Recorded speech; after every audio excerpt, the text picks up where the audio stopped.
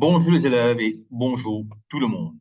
Bienvenue sur 1000 délices d'électrotechnique dans cette 13e vidéo de la playlist CAD Simu et PC Simu. Nous verrons comment la programmation des graphsets sur les automates en langage ladder peut se faire de multiples façons. Nous allons notamment étudier 3 façons de programmer les graphsets sur n'importe quel automate en langage ladder. Et maintenant, je partage le document concerné qui nous guidera dans cette étude.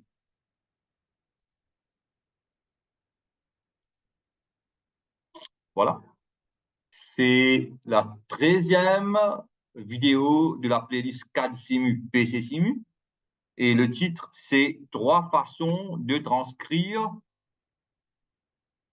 le graphset en ladder.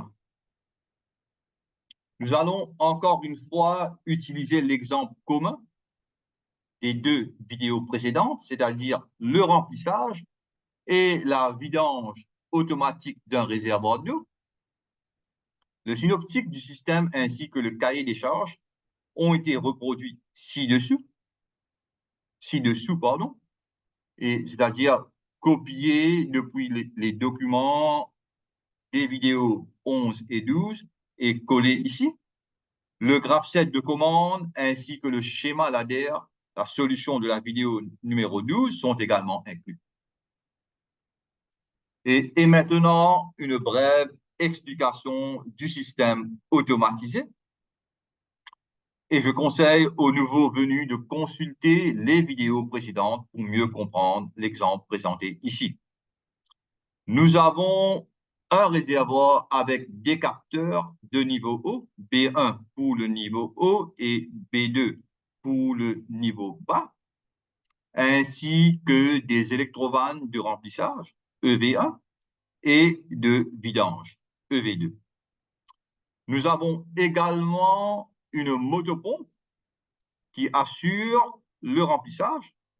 Il y a des boutons poussoirs de commande pour le démarrage, DCY, départ cycle, ACY, arrêt cycle pour l'arrêt et AU pour l'arrêt d'urgence. Nous avons également des voyants qui nous indiquent l'état du système automatisé, H1 pour le remplissage, H2 pour la vidange et H3 qui concerne un voyant et un alarme sonore pour l'arrêt d'urgence. J'ai copié et collé le graphset de commande ici, de façon temporaire, et pour expliquer le cycle de fonctionnement. On commence par l'étape initiale qui est associée à aucune action, OK? Et DCY, le bouton plus fort, DCY, et déclenche la motopompe et ouvre l'électrovanne EV1 et le remplissage commence. OK? Et le niveau d'eau atteint le niveau maximal jusqu'à B1 et ensuite la vidange commence. Ça veut dire que la transition de l'étape 1 à l'étape 2 est franchie parce que le niveau d'eau a atteint B1. Ici, ça concerne, ça c'est H1, pardon, le remplissage. Ici, ça concerne toujours le remplissage, mais jusqu'à ce que le niveau d'eau atteigne B1, et puis la transition est franchie, et puis les actionneurs M01 et EV1 sont désactionnés, et l'électrovanne EV2 s'ouvre, et H2 est allumé, et ce qui nous indique la vidange qui a commencé. OK. Et la vidange commence jusqu'à ce que le réservoir soit vide, jusqu'à ce que le niveau est d'eau est en dessous de B2, c'est-à-dire B2 bar devient vrai. OK? Et puis le cycle recommence parce que il y a une liaison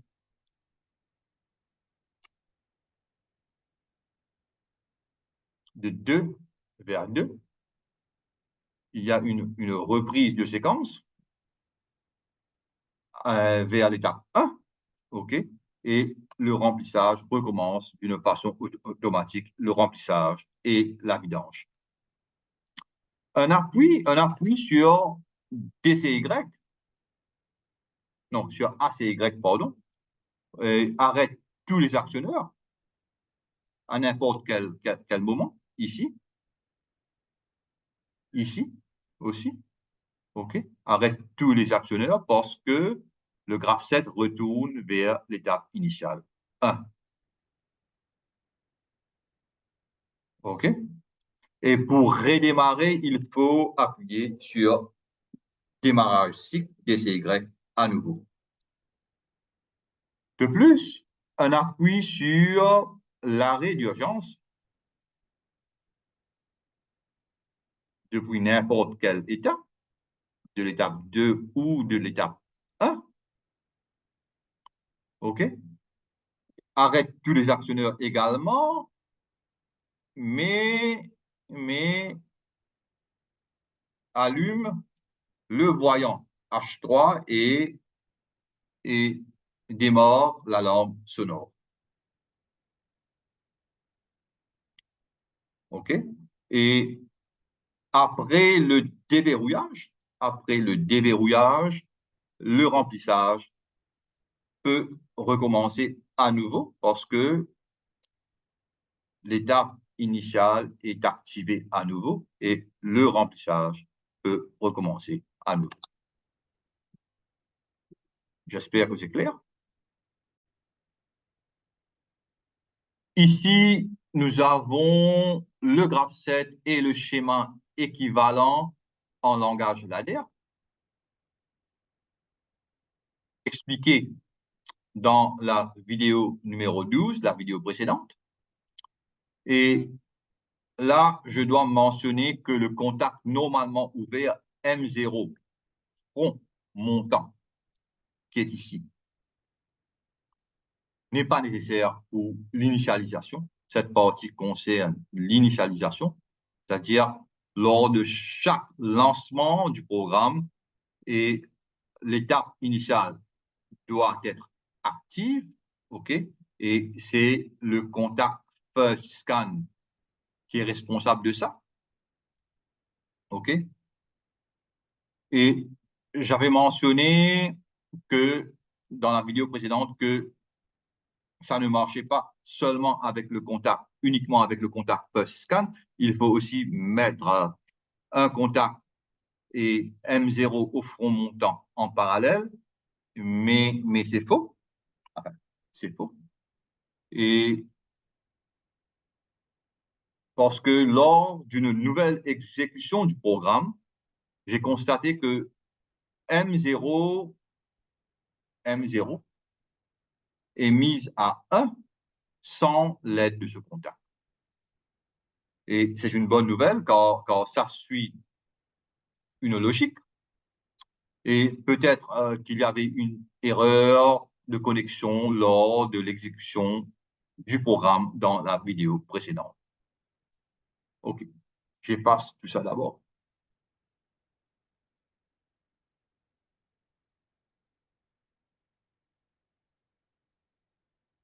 Voilà. Les détails de l'élaboration de ce schéma ladder. Le schéma ladder est en deux parties, le traitement séquentiel et le traitement postérieur. Et les détails de ce schéma ladder sont expliqués dans la vidéo précédente. Disons que la caractéristique principale et qu'on associe à chaque étape une mémoire interne, par exemple M0 pour l'étape 0, M1 pour l'étape 1, M2 pour l'étape 2, ainsi de suite. Ensuite, on écrit les runs. Les runs sont les codes et de programmation en ladder. Okay. C'est-à-dire que on peut considérer tout ça comme un run. OK.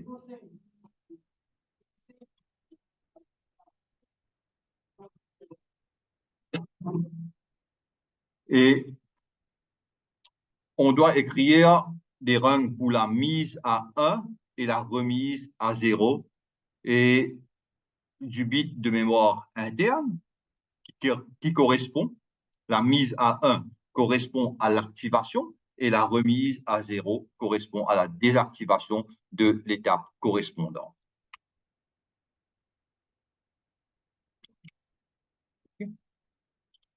Bon, si on considère et la mémoire interne, l'étape 0, qui était spéciale parce qu'on a cette partie-là pour l'initialisation. Initialisation. Seulement pour les étapes initiales. OK? Et la mise à 1, parce que l'étape 0,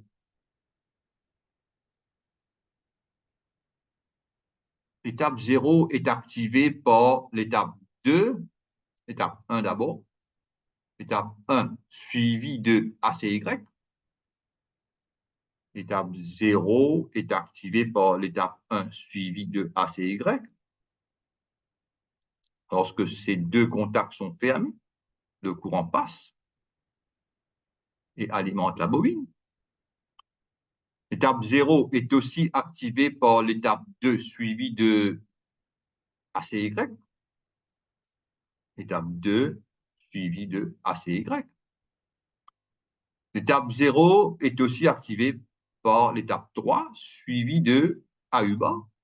Étape 3 suivie du contact normalement fermé de AU bar.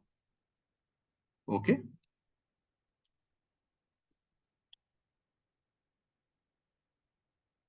Et cette partie-là, c'est-à-dire toute cette partie-là concerne l'activation et cette partie-là concerne l'automaintien, l'automaintien,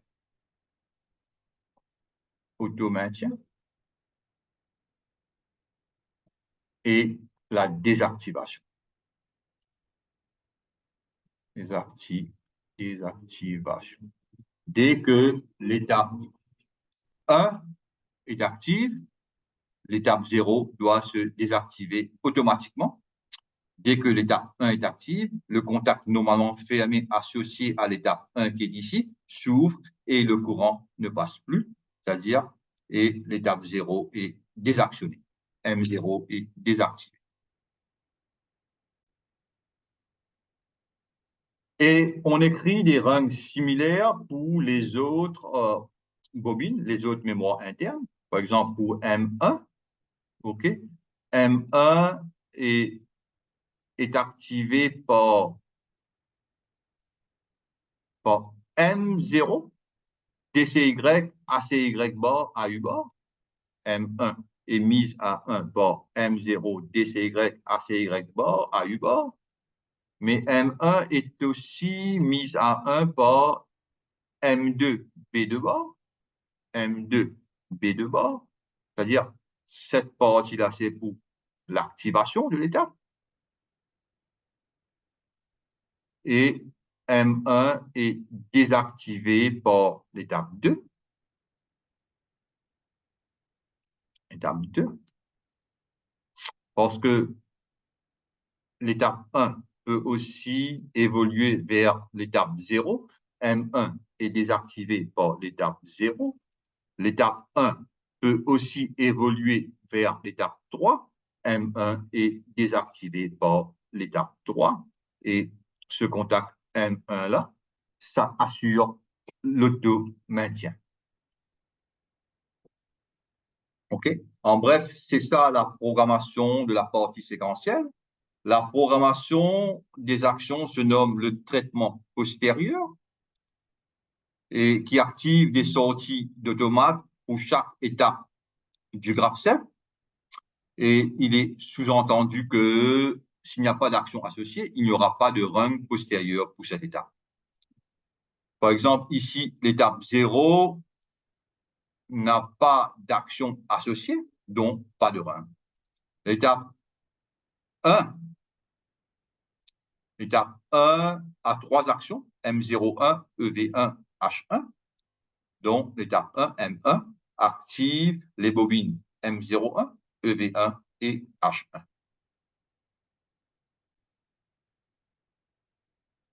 Rien de nouveau jusqu'à l'heure, ce n'est qu'un rappel des principes de la vidéo précédente. Et maintenant, on va étudier une deuxième façon de faire le schéma ladder en utilisant les bobines spéciales qui se nomment bobine 7 et bobine reset. La bobine 7, appelée aussi bobine d'enclenchement. La bobine est présentée ici avec la lettre S au milieu par rapport à une bobine normale qui est ici. Pas de lettre, il n'y a rien au milieu. Comme la bobine normale, et la bobine 7 est excitée, c'est-à-dire mise à 1, dès que les contacts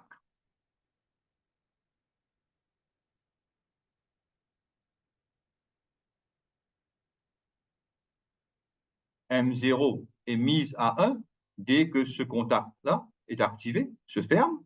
Allons dire X, contact X se ferme.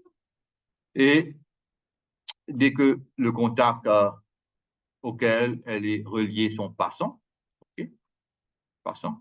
Cependant, elle reste enclenchée même si les contacts deviennent ensuite non passants. Ce qui implique que le ou les contacts d'auto-maintien ne sont pas nécessaires. La bobine reset,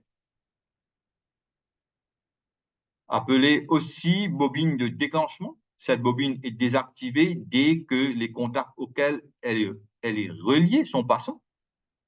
Elle reste inactivée même si ensuite les contacts ne sont plus passants.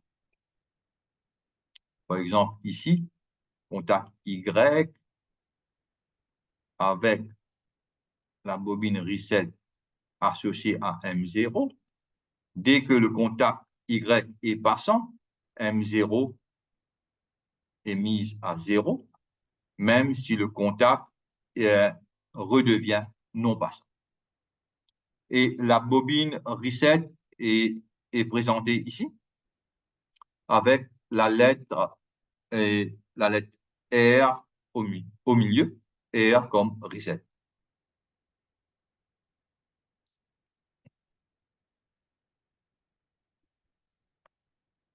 Bon, lorsqu'une variable, ici M0, est mise à 1 par la bobine 7, elle ne peut être remise à 0 que par l'excitation d'une bobine reset associée à la même variable. Okay. Lorsque M0 est mise à 1 par la bobine 7, elle ne peut être remise à 0 que par la bobine reset associée à la même variable. Ici, il est très important de comprendre que, et dans le schéma précédent, dans ce schéma-là, l'activation et la désactivation se fait par la même bobine. Ici, c'est l'activation.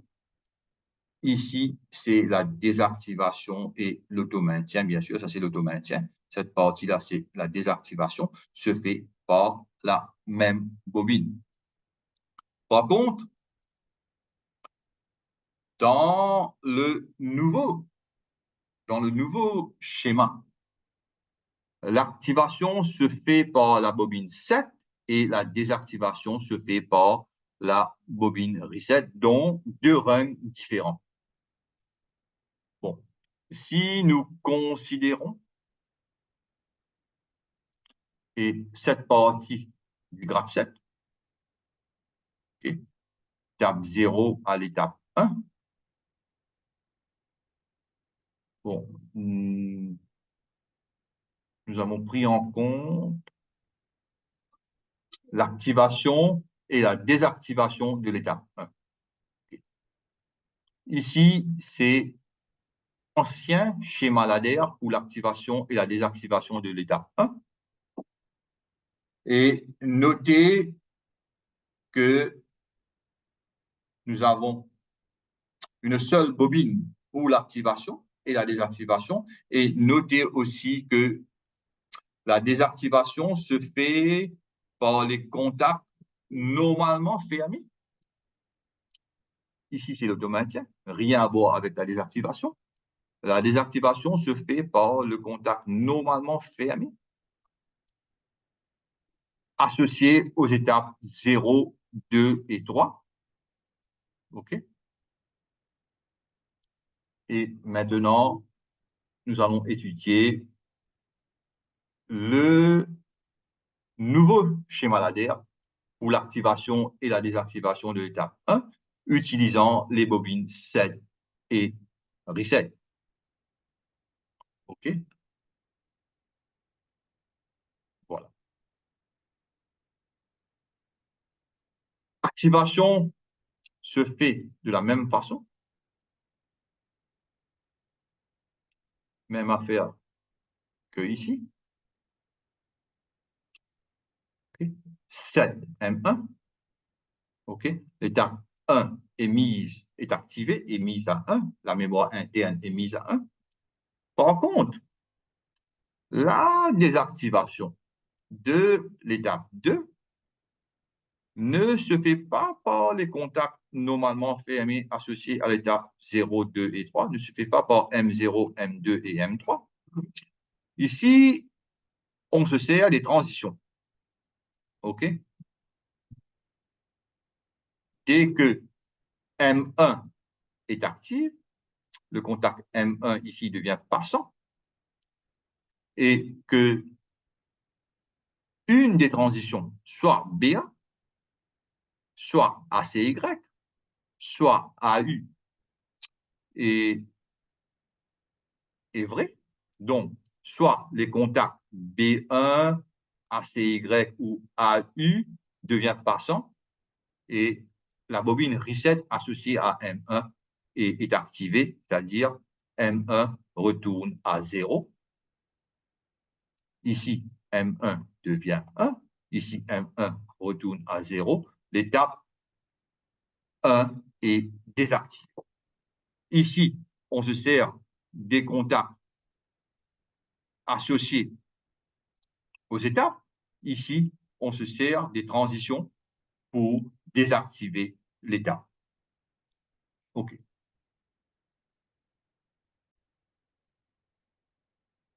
La solution complète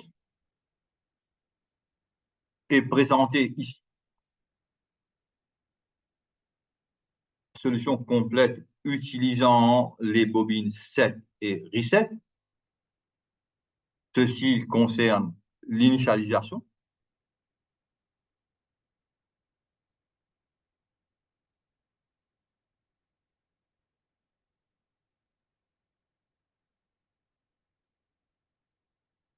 Ici.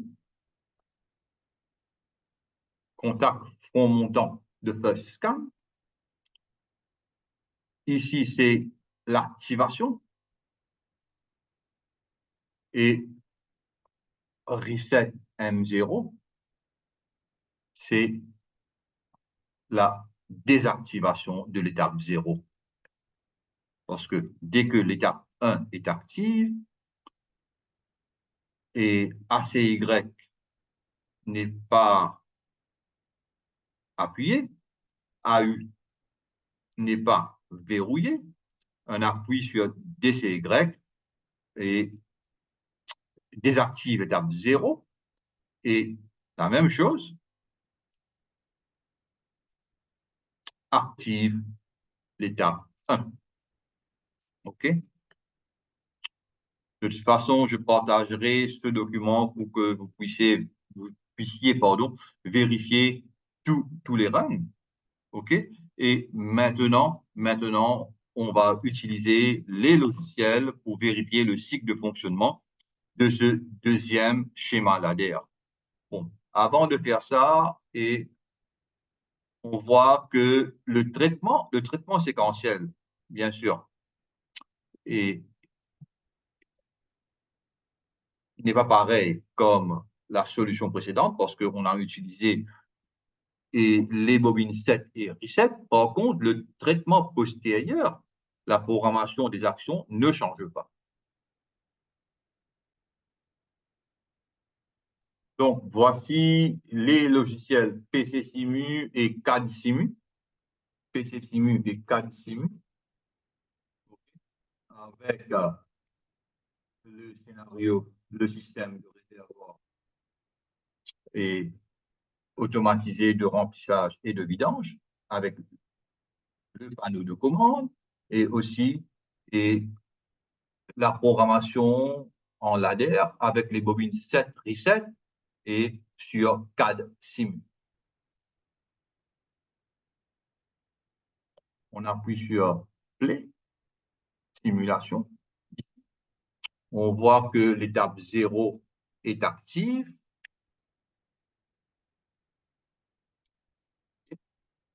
Le contact first scan suffit amplement, pas besoin d'un deuxième contact au front montant de M0.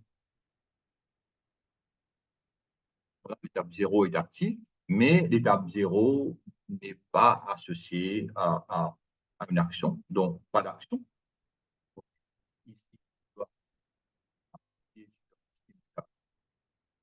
Voilà. Et un appui sur CY et active étape 1, c'est-à-dire le remplissage du réservoir. Vous pouvez voir que l'étape 1 est active. Les contacts normalement ouverts de l'étape 1 sont fermés. Et maintenant, dès que le niveau a atteint B1, l'étape 1 est désactivée et l'étape 2 est active. Ici, vous pouvez voir que les contacts normalement vers de l'étape 2 est fermé. L'étape 2 est active. Voilà. Ici.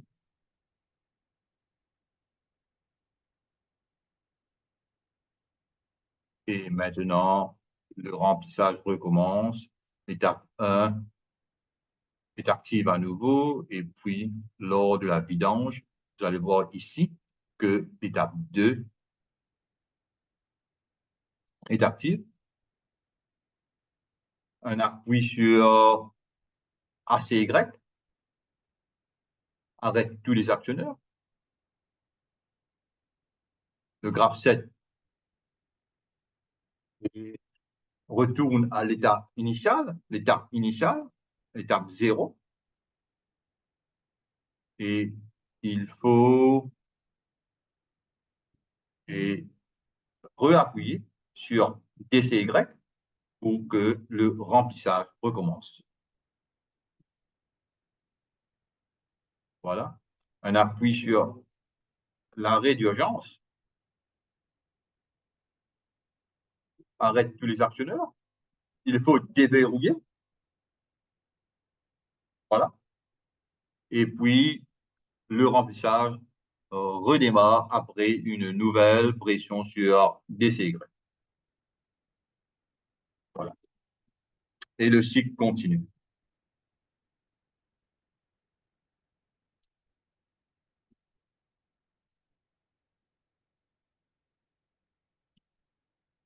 Arrête.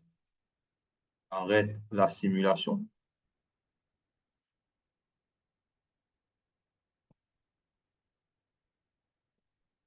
Okay. Et on retourne à notre document.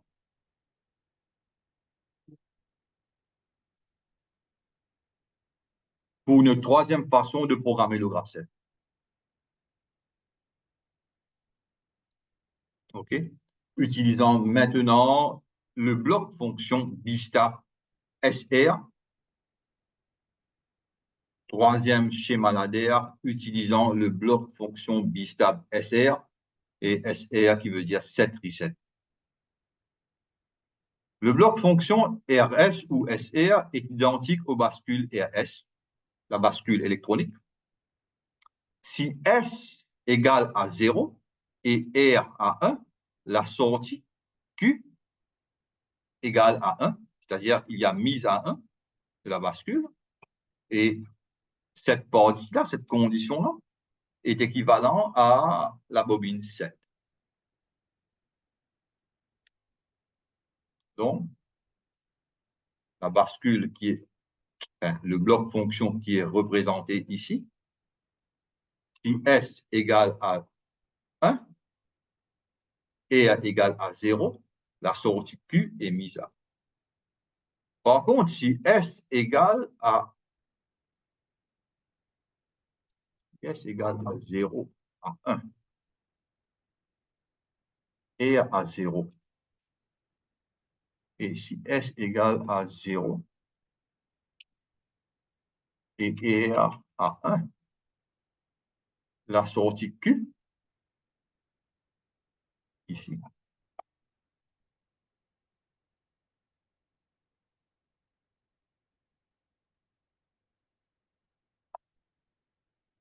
donc si S égale à 0 et R à 1, la sortie Q est remise à 0, équivalent à la bobine reset. Et les étapes du graphe 7 doivent toujours être associées à une mémoire interne, pareil que dans les deux façons précédentes. Étape 0 à M0, étape 1 à M1, étape 2 à M2, etc. Les blocs fonctions EAS doivent être désignés différemment de l'étape qu'ils commandent. Par exemple, utiliser des préfixes, par exemple x0. Allons dire que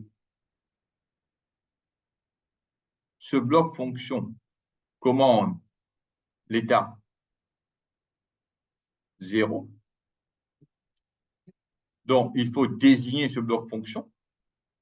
Et moi, j'ai utilisé le préfixe x, donc le bloc fonction qui commande l'étape M0 se nomme x0. OK? Les blocs fonctions doivent être désignés différemment de l'étape qu'ils commandent. D'accord?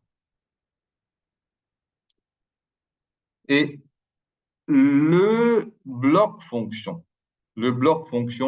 combine les fonctions de set et de reset.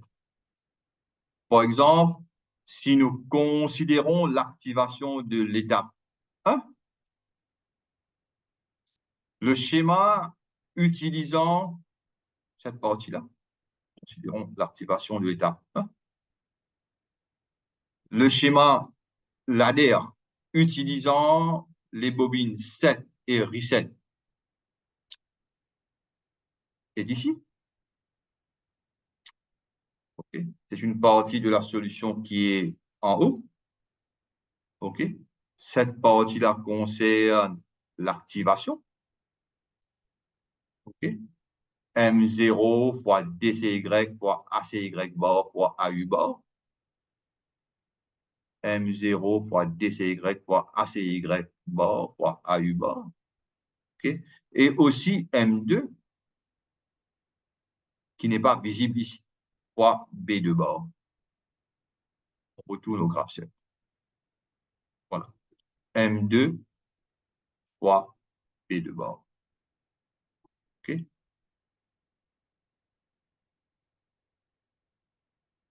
Voilà. Ces deux conditions activent l'étape 1 et M1 avec les transitions suivantes, soit B1, soit ACY, soit AU, désactive l'étape 1. Par contre, dans le nouveau schéma, utilisant le bloc fonction, ici, on a deux bobines, pardon, un pour set et l'autre pour reset. Par contre, dans le schéma utilisant le bloc fonction, qui est ici, SR, désigné par X1, qui alimente, qui commande la bobine M1, c'est-à-dire qui est responsable pour l'activation et la désactivation de l'état 1. OK? Cette partie-là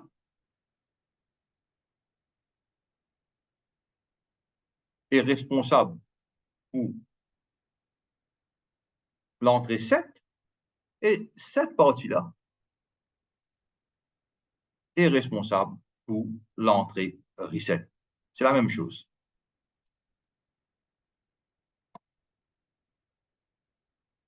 OK?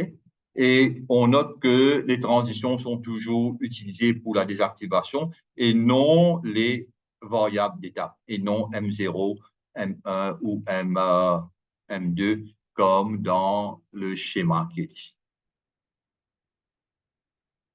On utilise toujours les transitions pour le bloc fonction set reset, pour désactiver les états. D'accord? On retourne au logiciel pour vérifier si les schémas en bloc fonction correspondent au cycle décrit par le cahier des charges et le graphe 7. Là. PC Simu. Et ici, pour CAD Simu, mais fermer et ouvrir. Voilà. Le programme en ladder avec les blocs fonctions, 4 blocs fonctions pour 4 étapes, X0 pour l'étape 0, l'étape initiale, X1 pour l'étape 1,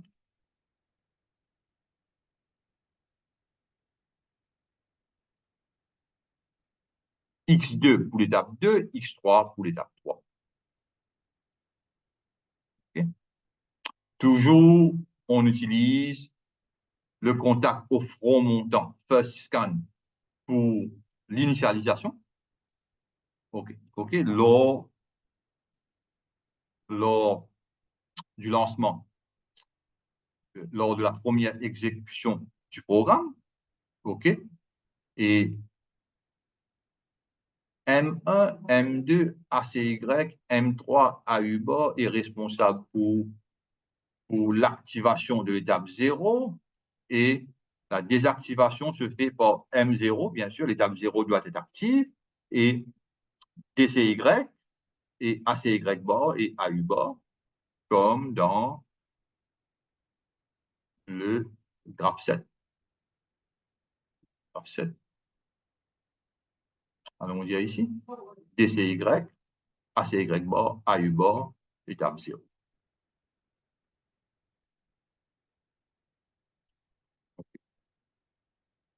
Bon,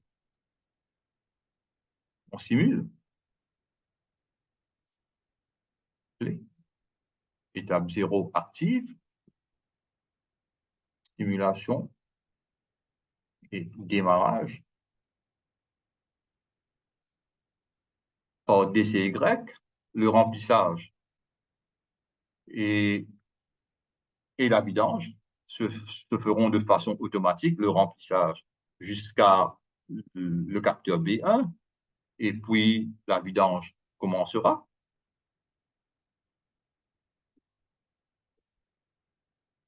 L'étape 1 est activée et maintenant l'étape 2 sera activée. Un appui sur ACY arrête tous les actionneurs. L'étape 0 est à nouveau actif. OK? Et on peut recommencer par, on redémarre le remplissage par le bouton poussoir DCY.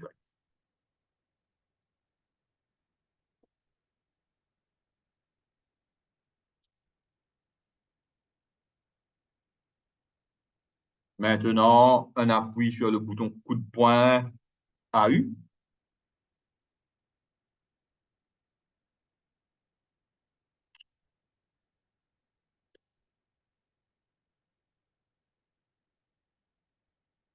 Voilà. Arrête tout le cycle. Le voyant et l'alarme sonore est déclenchée. Voyant H3. On déverrouille d'abord et puis on peut recommencer le cycle. Vous voyez que l'étape 0 est activée ici. Voilà. Maintenant, j'arrête tout ça.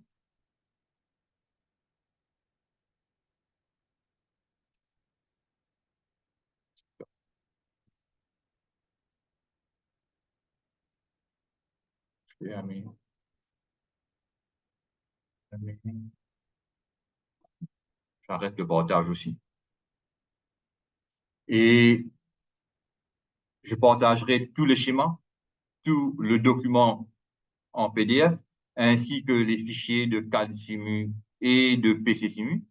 J'espère que la leçon vous a plu. Si vous avez des questions ou des suggestions, n'hésitez pas à les laisser en commentaire. Et aussi, abonnez-vous et je vous retrouve pour l'automatisation d'un malaxeur de 3 produits avec convoyeur et d'autres actionneurs dans la prochaine vidéo. Au revoir.